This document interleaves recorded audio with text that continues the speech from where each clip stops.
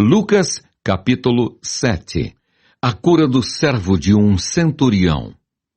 Tendo Jesus concluído todas as suas palavras dirigidas ao povo, entrou em Cafarnaum. E o servo de um centurião, a quem este muito estimava, estava doente, quase à morte.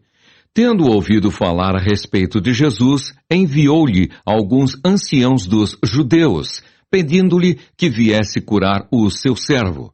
Estes, chegando-se a Jesus com instância, lhe suplicaram, dizendo: Ele é digno de que lhe faças isto, porque é amigo do nosso povo, e ele mesmo nos edificou a sinagoga.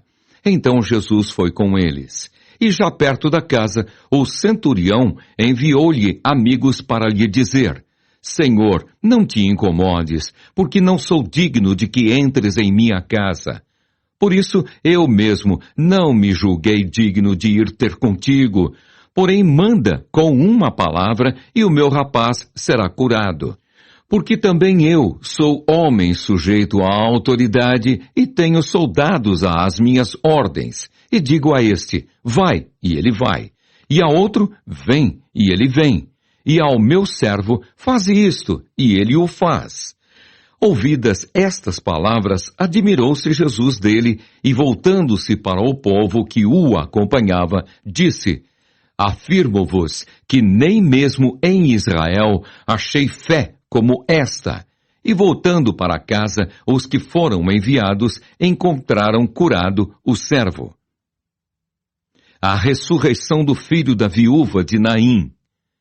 Em dia subsequente, dirigia-se Jesus a uma cidade chamada Naim, e iam com ele os seus discípulos e numerosa multidão. Como se aproximasse da porta da cidade, eis que saía o enterro do filho único de uma viúva, e grande multidão da cidade ia com ela. Vendo-a, o Senhor se compadeceu dela e lhe disse: Não chores. Chegando-se, tocou o esquife e, parando os que o conduziam, disse: Jovem, eu te mando, levanta-te. Sentou-se o que estivera morto e passou a falar. E Jesus o restituiu à sua mãe. Todos ficaram possuídos de temor e glorificavam a Deus, dizendo: Grande profeta se levantou entre nós, e Deus visitou o seu povo. Esta notícia a respeito dele divulgou-se por toda a Judeia e por toda a circunvizinhança. João envia mensageiros a Jesus. Todas estas coisas foram referidas a João pelos seus discípulos. E João, chamando 2 deles, enviou-os ao Senhor para perguntar: És tu aquele que estava para vir, ou havemos de esperar outro? Quando os homens chegaram junto dele, disseram: João Batista enviou-nos para te perguntar: És tu aquele que estava para vir, ou esperaremos outro? Naquela mesma hora, curou Jesus muitos de moléstias e de flagelos e de espíritos malignos, e deu vista a muitos cegos. Então Jesus lhes respondeu: Ide e anunciai a João o que vistes e ouvistes. Os cegos veem, os coxos andam, os leprosos são purificados, os surdos ouvem, os mortos são ressuscitados, e aos pobres anuncia-se-lhes o Evangelho. E bem-aventurado é aquele que não achar em mim motivo de tropeço. Jesus dá testemunho de João. Tendo-se retirado os mensageiros, passou Jesus a dizer ao povo a respeito de João: Que saístes a ver no deserto? Um caniço agitado pelo vento? Que saístes a ver? Um homem vestido de roupas finas? Os que se vestem bem e vivem no luxo assistem nos palácios dos reis. Sim, que saístes a ver? Um profeta? Sim, eu vos digo, e muito mais que profeta. Este é aquele de quem está escrito: Eis aí envio diante da tua face o meu mensageiro, o qual preparará o teu caminho diante de ti. E eu vos digo, entre os nascidos de mulher, ninguém é maior do que João, mas o menor no reino de Deus é maior do que ele. Todo o povo que o ouviu, e até os publicanos, reconheceram a justiça de Deus, tendo sido batizados com o batismo de João. Mas os fariseus e os intérpretes da lei rejeitaram, quanto a si mesmos, o desígnio de Deus, não tendo sido batizados por ele. A que, pois, compararei os homens da presente geração, e a que são eles semelhantes? São semelhantes a meninos que, sentados na praça, gritam uns para os outros. Nós vos tocamos flauta, e não dançastes. Entoamos lamentações, e não chorastes.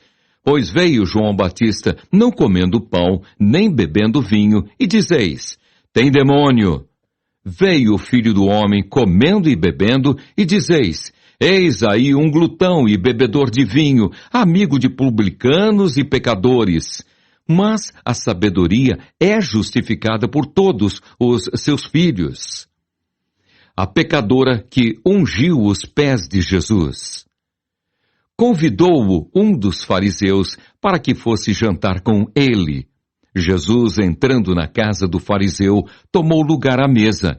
E eis que uma mulher da cidade, pecadora, sabendo que ele estava à mesa na casa do fariseu, levou um vaso de alabastro com unguento, e estando por detrás aos seus pés, chorando, regava-os com suas lágrimas, e os enxugava com os próprios cabelos, e beijava-lhe os pés e os ungia com o unguento. Ao ver isto, o fariseu que o convidara disse consigo mesmo, se este fora profeta, bem saberia quem e qual é a mulher que lhe tocou, porque é pecadora.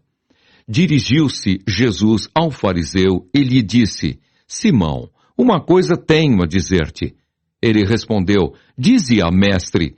Certo credor tinha 2 devedores. Um lhe devia 500 denários e o outro 50.